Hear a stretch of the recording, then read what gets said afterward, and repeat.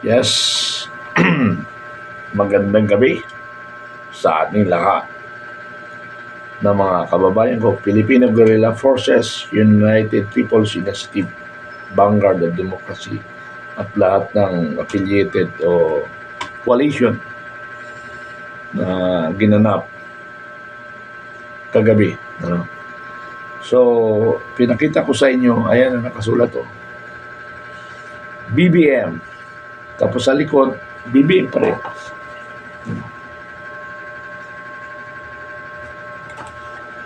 So, para alam nyo na nanggaling ako sa BBM bago ako kumalas para labanan ang korupsyon. Ano?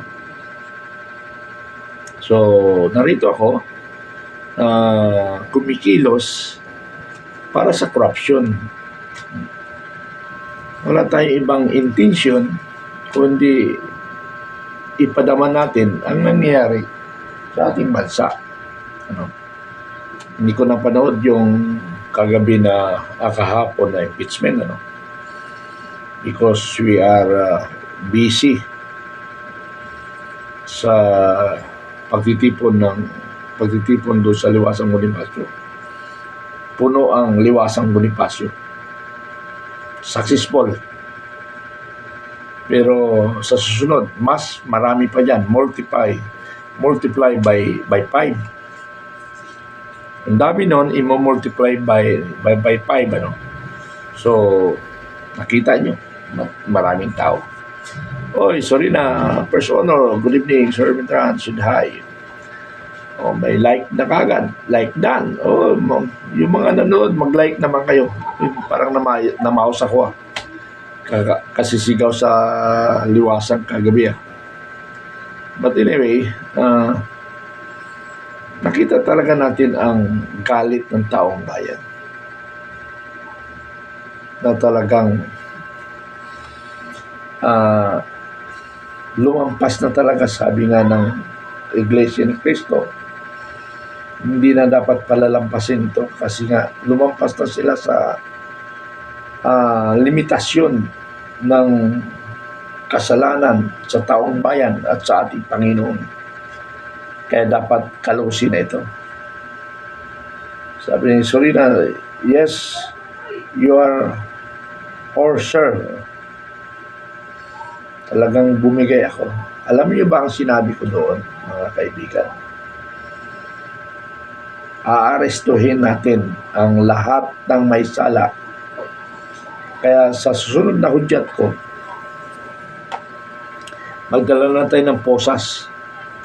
Pupusasan na natin ang lahat ng may sala. Kasi ayaw pusasan ni Pangulong Marcos eh. Ang gusto niya lang pusasan, yung mga nagsasalita laban sa korupsyon. Yung nilalabas ang katiwalian, yung pangis kinulong. Paano na ngayon lalabas yung mga testigo?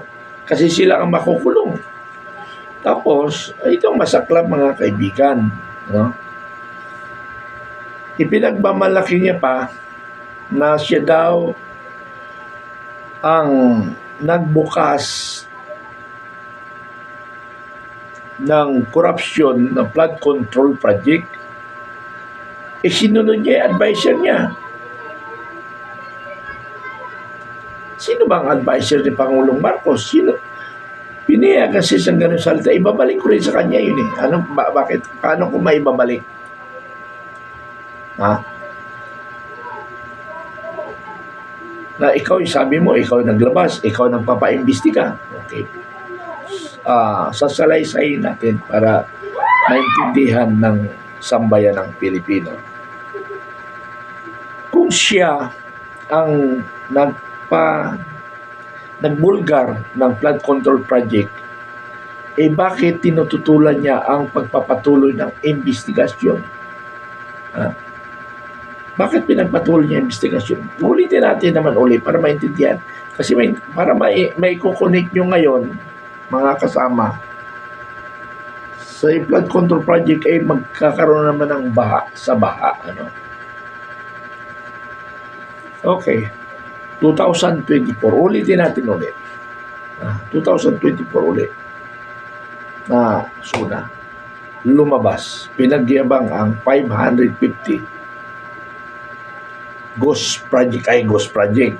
550,000 billion accomplishment. So, daming palakpakan kasi naubos na yan 550 billion na flood control project. Ang tanong ngayon doon, yung pera lang ba ang naubos para palakpakan nila at i-announce nila, o alam talaga rin ni Pangulong Marcos na almost of that is Ghost Project? Okay. Bigyan natin ng pagkakataon. Pero after 3 days, binaha ang buong Pilipinas. Buong Pilipinas binaha. Now, so, binaha ang Pilipinas, hinahanap ngayon project na 550 billion pesos. So, walang investigasyon nangyari. Hindi pinaimbestigahan eh. Hinahanap sa kanila ng taong bayan, hindi pinaimbestigahan ni Pangulong Marcos. SUNA 2025. Ang sinabi niya, mahiya naman kayo. Bakit kailangan niya pa sasabihin doon sa SUNA na para bang pinapakita niya na mahina siyang leader? Dapat na sinabi niya doon sa SUNA, effective today, all Ghost Project will be investigated at mananagot. Ang dapat managot. Dapat gano'n ang sinabi bilang ilang presidente. Sasabihin niya, mahiya naman kayo. Ibig mo sabihin, nakita mo na nga may gumagawa ng kalukuhan. Gano'n lang sasabihin mo, mahiya lang kayo. Hindi nga nahiya eh. Hindi naubos ang pera ng tao bayan. Diyos mo naman. Pangulong Marcos, mag-isip ka nga. Mag-isip ka nga, Pangulong Marcos.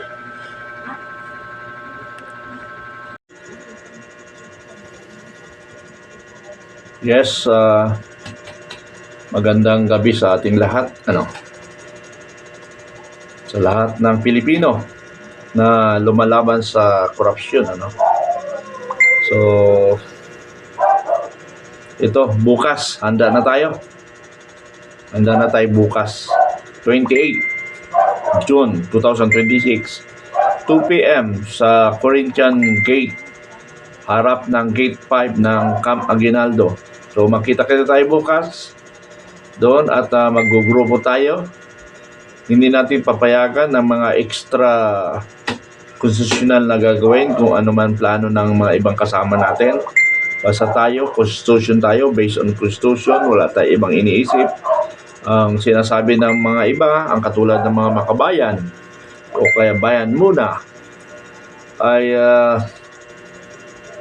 sinasabi nila hindi nila tinatanggap ang PDP o DDS.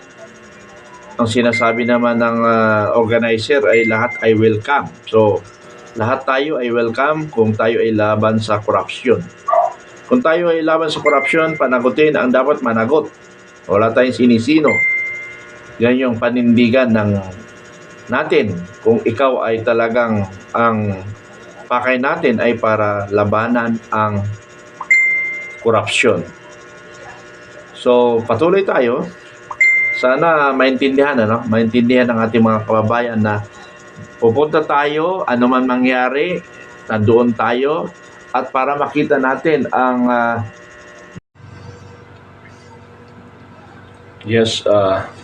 magandang gabi. So, ang pag-usapan natin ngayon ay patungkol sa impeachment sa Lunes, very busy na yung mga impeachment group or mga prosecutor. May padasal-dasal pa sila kasama ang pari. Hindi ko talaga maintindihan ang kababayan natin. Ay,